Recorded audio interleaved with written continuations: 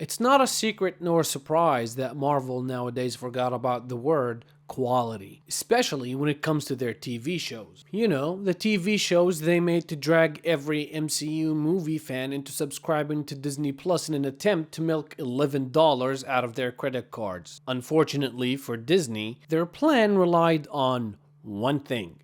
Are the shows any good?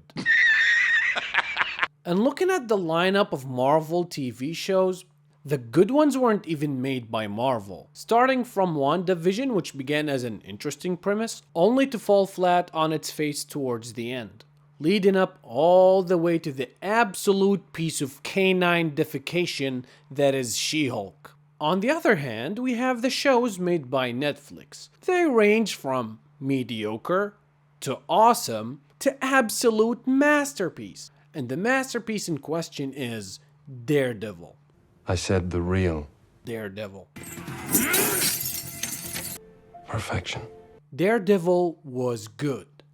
Really f***ing good.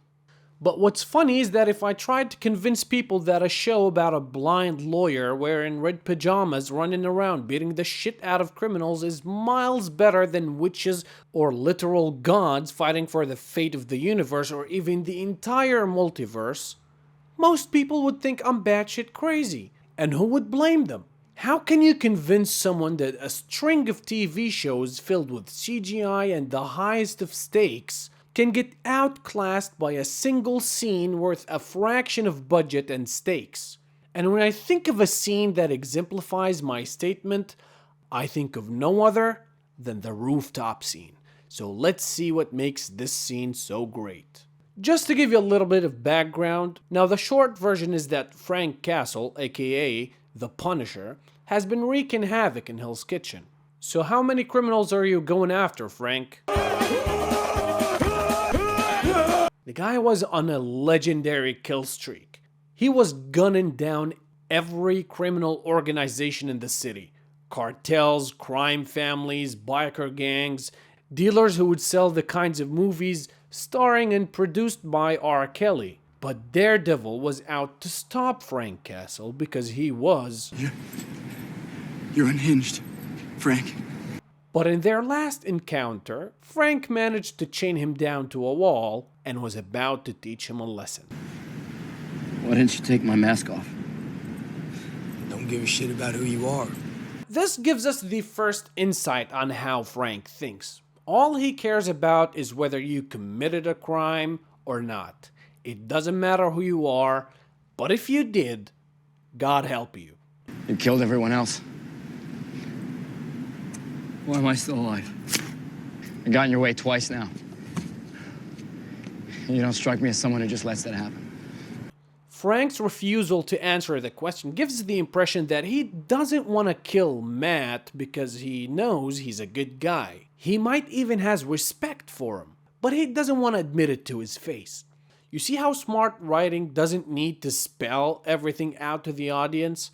Smart writing trusts the intelligence of those watching and doesn't treat them like stupid children. Anyway, Daredevil keeps digging and asking questions about his career as a soldier, how long has he been doing this, who did he lose, and Frank's only reply is silence. Until he says something he disagrees with. You can stop now. Walk away. Walk away. Could you do that? Could you walk away? Here, Frank hits the nail on the head, and the similarities between the two start to surface. Both can't walk away from the mission they took upon themselves. Both New Yorkers, both Catholics, both vigilantes, and both operate outside the law, and they know it. Which means they acknowledge the flaws in the system, whether it was corruption, incompetence, or the law itself, which is why they decide to take matters into their own hands. I don't do this to hurt people. Yeah, so what is that, just a job perk? I don't kill anyone. Is that why you think you're better than me? No. I think you're a half measure. I think you're a man who can't finish the job. I think that you're a coward. This is where the rift between the two becomes clear.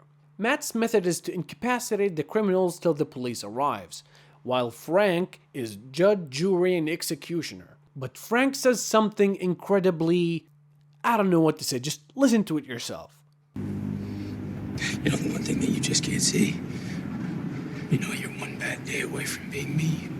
It's easy to make calls and judgments when you're an outsider, when the things you're dealing with aren't personal. But when personal tragedy and trauma happen, judgments get cloudy. Rationale and beliefs can be dropped and replaced with rage, anger, and thirst for vengeance. I'm not that guy, right? You want to explain that to the orphans and the widows of the men you killed? Shit, that's what you think.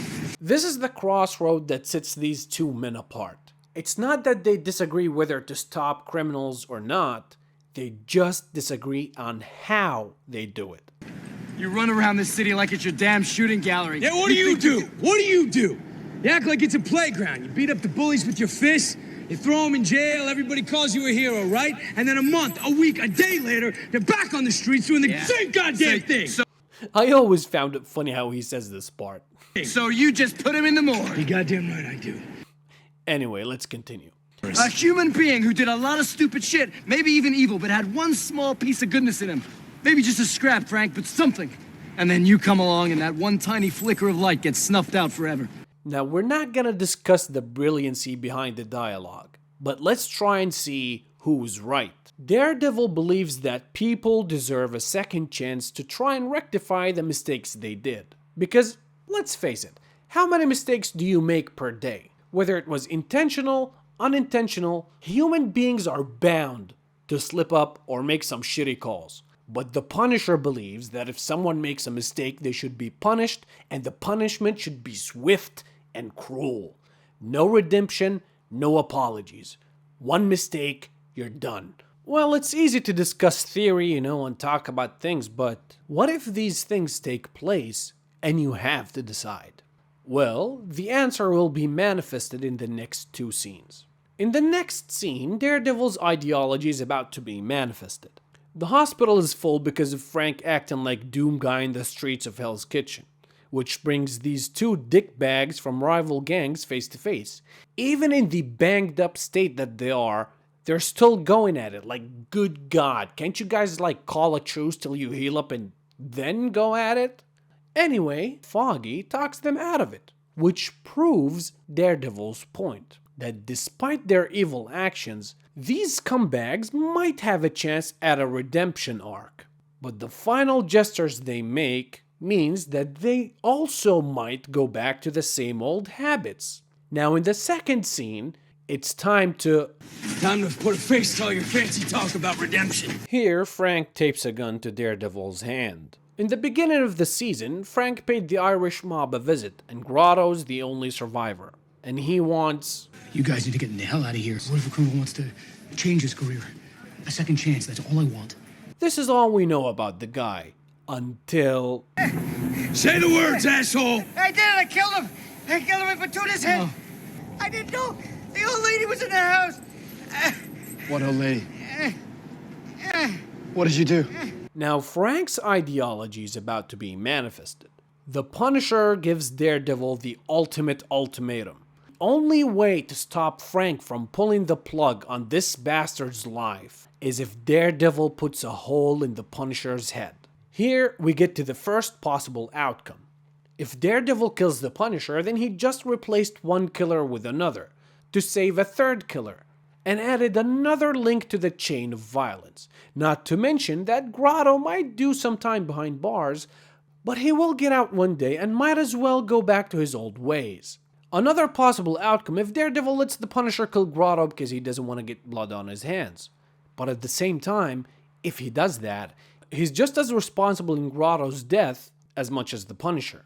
And knowing the Punisher, even if you put him behind bars, he still finds a way to kill somebody.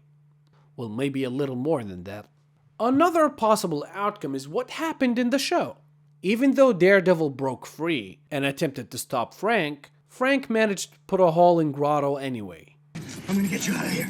I'm gonna get you out of here. No. Put me down. Why didn't you stop him? And that makes you question, is Daredevil's method flawed? Are his attempts to give people a second chance, and in this case it's Frank that he's going to give a second chance to do the right thing, are just second chances to do the same mistakes all over again. This entire sequence was a top-notch clash of ideologies at the highest caliber. And what's even more brilliant is that the show doesn't side with one guy against the other.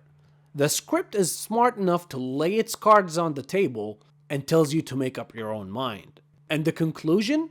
Well, both guys are half right. Daredevil's right about giving people a fair trial and the right to due process, so the world doesn't turn into a jungle where everyone takes matters into their own hands.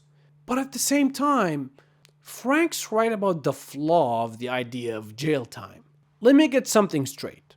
Not every crime is punishable by death. At the end of the day, this is not medieval Europe. But sometimes, people made mistakes they cannot come back from. Now, Grotto kinda checks both boxes. He was sincere about his intention to change his career, and he was serious about abandoning that lifestyle. But at the same time, he committed a double premeditated homicide.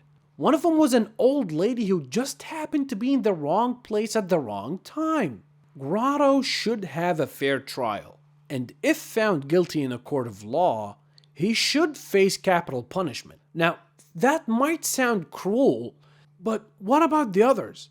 I mean, the others who heard that Grotto killed 2 people, spent some time in the can, and then he was set free. What stops these people from taking contracts to kill people in exchange of doing jail time, but they live whatever time they have left spending money they couldn't earn the honest way?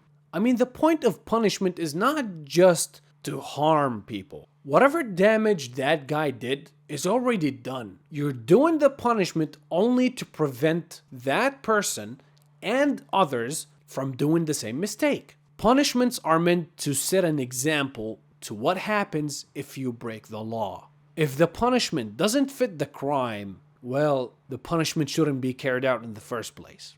Anyway, you could make as many arguments as you like. And that's what makes this scene better than whatever the fuck Marvel shit out post-Avengers Endgame. Netflix managed to do with 2 guys on a rooftop what She-Hulk didn't manage to do with a budget of $25 million an episode and an army of VFX guys. Tony Stark was able to build this in a cave with a box of scraps.